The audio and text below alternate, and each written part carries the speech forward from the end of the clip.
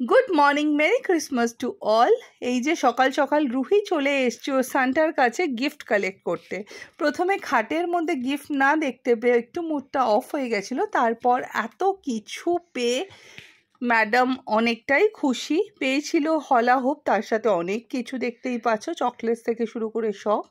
তারপর কিন্তু আমরা মর্নিং টি নিয়ে বসে পড়েছি, সাথে অবশ্যই ক্রিসমাস স্পেশাল ফ্রুট কেক। তোমরা কিভাবে শুরু করলে দিনটা জানিও। এই যে রুহি কেক কাটতে বসে গেছে হাতে ছুরি নিয়ে, ও মানছিল না, ওই কাটবে জেদ করছিল, তাই ওকে দেওয়া হয়েছে। তো যাই হোক, এই যে কেক কেটে ও সবাইকে মানে আমাকে আর ওর পাপাকে একটু একটু করে খাইয়ে দিল, আমরা ওকে একটু একটু করে খাইয়ে দিলাম। আর এই যে স্যার ঘুম থেকে উঠে বেডটি নিয়ে বসেছে সবে। তো যাই হোক, দেখে তো চোখ মুখ পুরো ফোলা, এখন জমিয়ে খাচ্ছে চা আর সাথে খাচ্ছে ক্রিসমাস স্পেশাল ফ্রুট কেক। তো বেশ ভালো, আজকে যেহেতু একটা স্পেশাল দিন তাই স্পেশাল কাপে আমরা কিন্তু চাটা সার্ভ করে নিয়েছিলাম।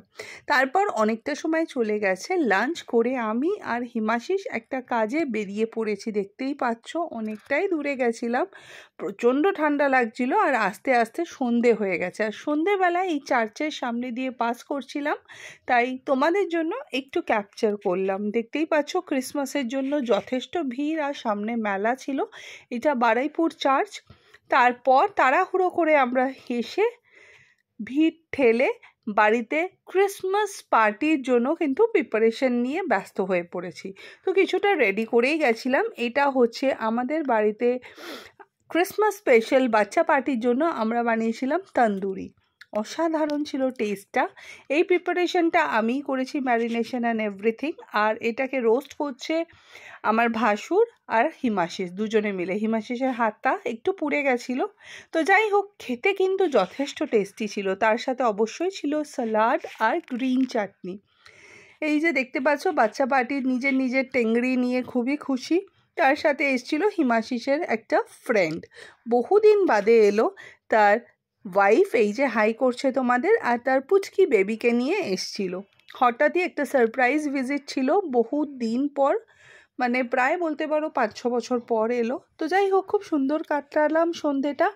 আর এই যে ক্রিসমাস ট্রিয়ের সামনে আমি দাঁড়িয়ে তোমাদেরকে দেখালাম, তারপর একটু নিজেকেও দেখালাম। খুব একটা রেডি হতে পারিনি, কারণ যেহেতু বেরিয়েছিলাম অনেকটাই লেট হয়ে গেছে, আর আমার যা কিন্তু সময় নিয়ে সেজে ফেলেছে। তো এই যে এবার আমরা নিয়ে বসে বললাম তন্দুরি। আর তারপরে কিন্তু ছিল ডিনারে আচারি চিকেন, যেটা আমার যা বানিয়েছিল, খেতে দুর্দান্ত হয়েছিল। তার সাথে হোমমেড রুটি।